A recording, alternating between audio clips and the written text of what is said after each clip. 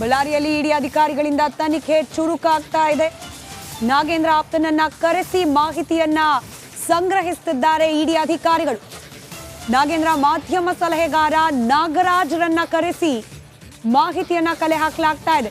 Nehru colony ನಿವಾಸಕ್ಕೆ ಇದೀಗ ನಾಗೇಂದ್ರ ಅವರ ಮಾಧ್ಯಮ ಸಲಹೆಗಾರರನ್ನ ಕರೆಸಿ ಮಾಹಿತಿಯನ್ನ ಕಲೆ ಹಾಕಲಾಗ್ತಾ ಇದೆ.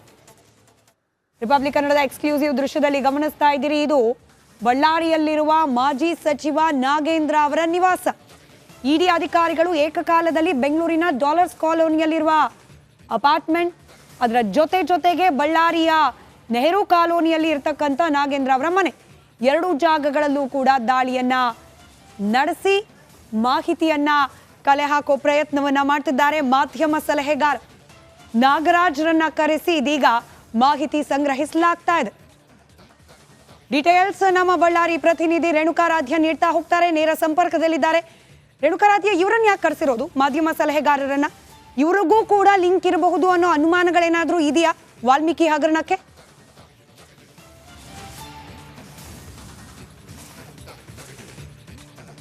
ಖಂಡಿತ ಸ್ಮಿತಾ, ಈ ಒಂದು ಪ್ರಕರಣದಲ್ಲಿ ನಾಗೇಂದ್ರ ಅವರಿಗೆ ಎಷ್ಟು ಸಂಕಷ್ಟ ಎದುರಾಗಿದೆಯೋ ಅದೇ ರೀತಿಯಾಗಿ ಅವರ ಆಪ್ತರು ಹಾಗೂ ಅವರ ಪಿಎಗಳಿಗೂ ಕೂಡ ಸಂಕಷ್ಟ ಎದುರಾಗಿರ್ತಕ್ಕಂಥದ್ದು.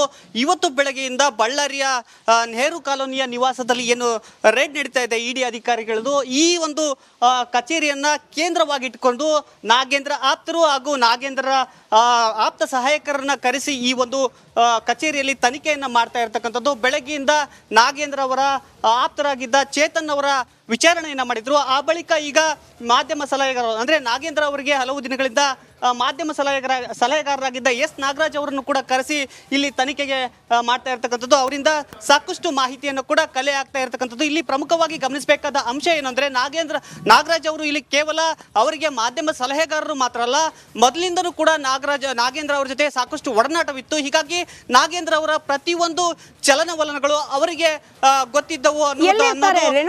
ಎಲ್ಲಿರ್ತಾರೆ ಇವರು? ಅಂದ್ರೆ ಬಳ್ಳಾರಿಯಲ್ಲೇ ಇರ್ತಾರಾ? ಬೆಂಗಳೂರಿಗೂ ಬಂದು ಹೋಗಿ ಮಾಡೋ ವಿಚಾರಗಳು ಇರುತ್ತಾ ನಾಗರಾಜ್ ಅವರಿಗೆ? ನೀವು ಹೇಳ್ತಿದ್ರಿ ಕೇವಲ ಮಾಧ್ಯಮ ಸಲಹೆಗಾರ ಅಲ್ಲ ಅಂತ ಹೇಳಿ, ಅಂದ್ರೆ ಎಷ್ಟು ಕ್ಲೋಸು ನಾಗೇಂದ್ರ ಅವ್ರ ಜೊತೆಯಲ್ಲಿ ನಾಗರಾಜ್ ಅವರು?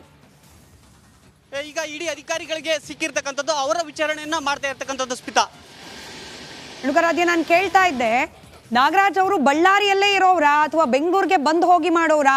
ಎಷ್ಟು ವರ್ಷದಿಂದ ಇಬ್ರು ಪರಿಚಿತರು? ಬೇರೆನೆಲ್ಲ ನಾಗೇಂದ್ರ ಅವ್ರಿಗೆ ಸಂಬಂಧಪಟ್ಟ ಚಟುವಟಿಕೆಗಳಲ್ಲಿ ಭಾಗಿ ಆಗ್ತಾರೆ ನಾಗರಾಜ್ ಅವರು? ಇದ್ರ ಬಗ್ಗೆ ಏನಿದೆ ಡೀಟೇಲ್ಸ್?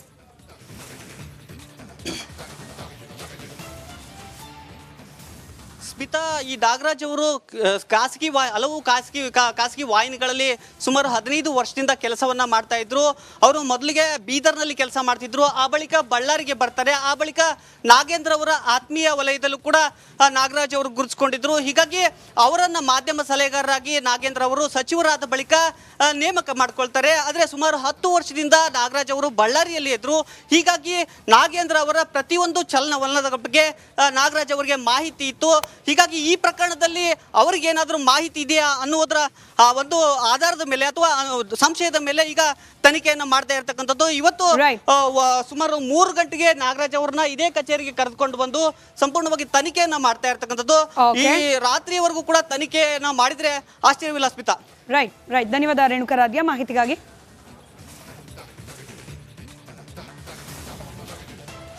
ಎಸ್, ಈಗ ನೋಡಿ, ಒಂದು ಕಡೆ